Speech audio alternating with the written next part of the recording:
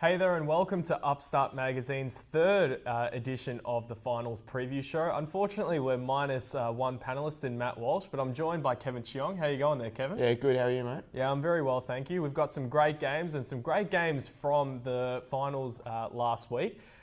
We will just firstly, we had the All-Australian recently awarded to some players and some definites that we're going to get in, the likes of Gary Ablett, Joel Selwood, but also some surprise packets. So how about you start with your surprise packet of the All-Australian team? Well, I was surprised that Joe Watson actually made it. He had a great season, undoubtedly, especially with the adversity that he went through.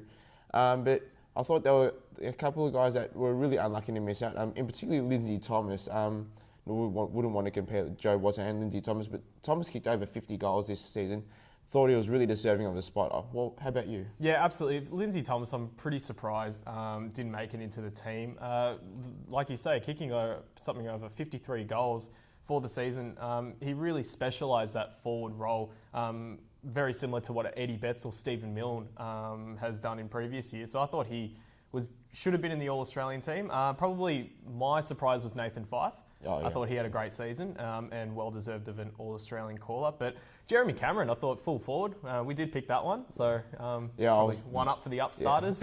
Yeah. I was very pleased with Jeremy Cameron's selection.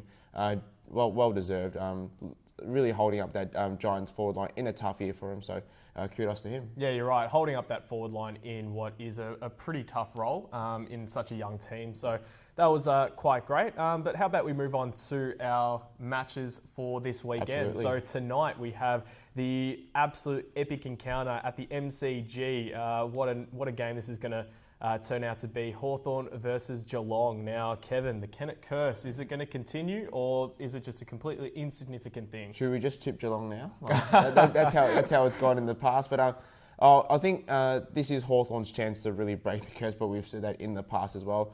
Coming off the week's break, Geelong, they're a bit battered and bruised after their performance against Port Adelaide and the suspension of Paul Chapman. How do you reckon that will affect them? Yeah, Paul Chapman, that's a massive loss to him.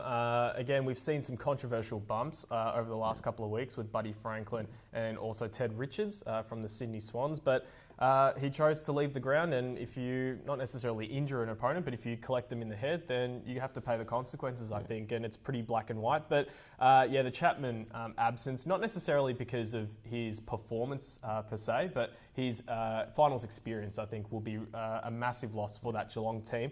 Now, we've got, obviously, Tom Hawkins trying to hold up that Geelong forward line. Now, where are the goals going to come from for Geelong? Well, like I said last week, they've got a good goal-kicking midfield. The likes of Selwood and Steve Johnson, Stephen Motlop, they can all pop up and kick goals. Chapman's part of that brigade. I reckon they'll really miss him, miss his rotation through the midfield for starters, but his goal-kicking now. Chapman, we don't want to emphasise this too much, but Chapman's got that clutch gene, I reckon. He can pop up in the big moments. They'll really miss him. He doesn't need to have a massively great game, does he? Just maybe a couple of minutes in a quarter or so just to kick a couple of goals or to make his presence known. A bit sort of Mitch Morton like in that grand final. Only popped up for 3 or 4 minutes, but he kicks his goals. He really does make his presence felt in that forward half. I reckon they'll really miss him. But what about Hawthorn? Where do you think their goals will come from? Hawthorn, I mean, obviously, Jared Roughhead, Coleman medalist, has had Buddy Franklin's back this week. Yeah, Buddy and Cyril Rioli. Yeah. What inclusions we have. If the Hawks are going to win, this is the time to do it. Exactly. They've got the week off. They've had such a probably easier preparation for this game as opposed to Geelong being so battered and bruised after that epic encounter between Port Adelaide. And we obviously have to say how great the Port team were this year, and especially in that game. But I think the Hawks' goals, maybe a Jordan Lewis and Luke Bruce, will find their way into that goal-kicking lineup. We can't stress how good Geelong's backline's been this year with the likes of Harry Taylor, Andrew Mackey, and Jared Rivers is coming to the side now, so they've really got that experience in that backline. They could probably negate the likes of Franklin and Roughhead, but they've got a lot of other avenues to goal, I should say, especially with the likes of Jack Gunson and Cyril Rioli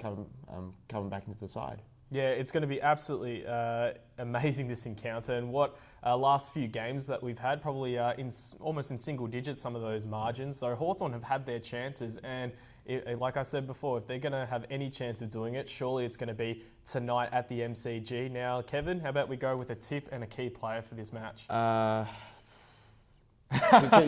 Hawthorn do it? I've predicted Hawthorn in the past, but I really do believe this will be their week. And my key player will be Jordan Lewis. He's just hard and he can pop up and kick his goals. So I reckon he'll be key this weekend. Yeah, I'm going to have to go with you. I think Hawthorn surely are going to break the curse or whatever it is that Hawthorn have over Geelong. But my key player is actually going to come from the Geelong lineup in Jimmy Bartell. Now, I think if they're going to have any chance of staying in the game, it's going to be Jimmy Bartell working in the defence and also in the midfield and possibly at some point in the forward line. I think he can do it all over the ground. Oh, yeah. Jimmy Bartell, for me, is the key player if Geelong are going to have any chance of even getting to single digits. But I think it's going to be a very close game with Hawthorn just getting over the top and going into their second consecutive grand final. We'll move over to our next game. Now, what a game this is going to turn out to be, hopefully. Patterson Stadium on Saturday night with Fremantle taking on the Sydney Swans. Now, Kevin, can Freo possibly make it to their first grand final? I honestly believe they will. Freo on their home turf, no one can say a trip to Patterson Stadium is easy, especially the Sydney Swans who play on the smaller SCG most of the time.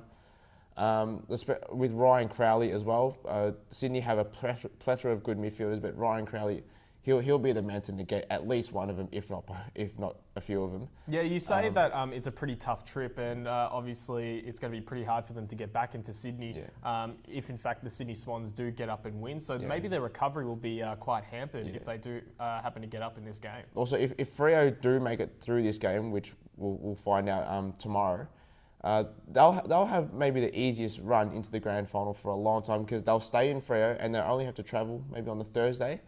But this is their massive chance to make a name for themselves in this 2013 AFL season.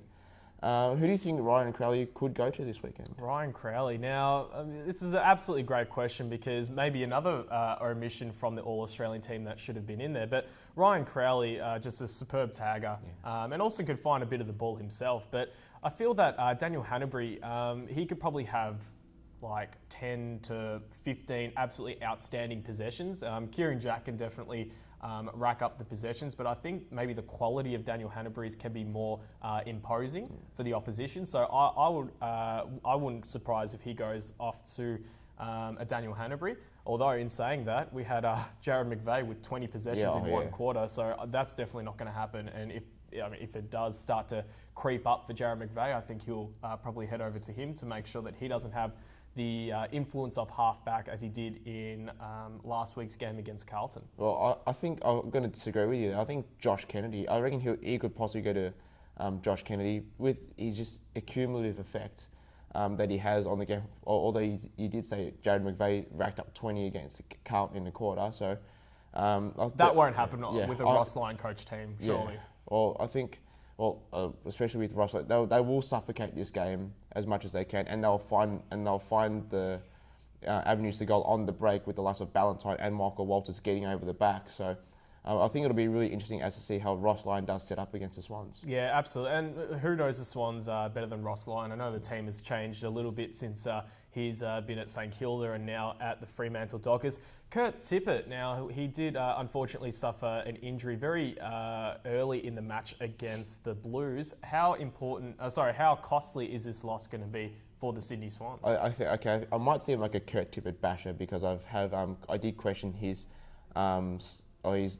inclusion last week, but I think this will be good for the Sydney Swans, especially on Patterson Stadium, where they'll need the run and carry a bit more than on a ground like the SCG, where you can afford to bomb it a bit longer into the 50. But I think Kurt Tippett's omission will be good for the Sydney Swans purely because it'll give them an opportunity to bring a running type into the game, and they've got the likes of Mike Pike, Shane Mumford, Jesse White, who can all go up forward and kick goals as the tall option. So I don't think this will be too bad for them.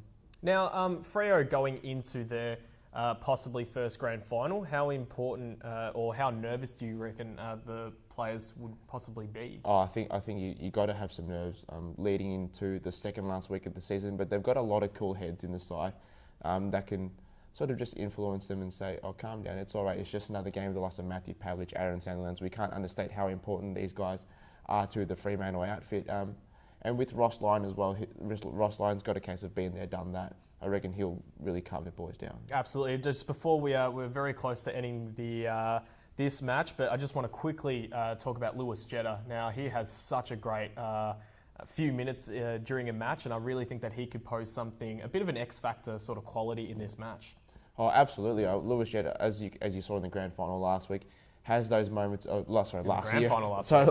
Last year, I should say, has those moments of brilliance where he can just take off and really influence a game. Especially against Collingwood, where he just ran the length of ANZ Stadium and kicked that goal. On the other hand, I think Michael Walters has the same effect.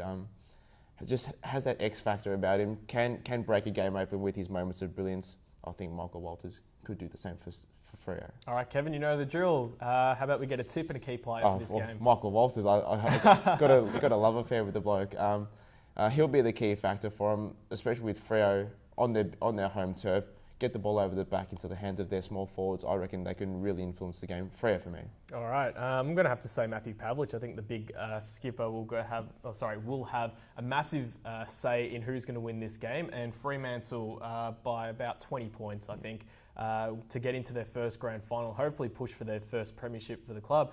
Now, we're about to end the finals preview show for another week, but before we go, we've got the Brownlow Medal. We talked about award season last week with the All-Australian, but the Brownlow Medal next Monday will be kicking off, and everyone's talking about Gary Ablett, but will he win? We're not 100% certain, but how about we get a bit of a tip from you? Well, there's talk of Joel Selwood coming into favouritism.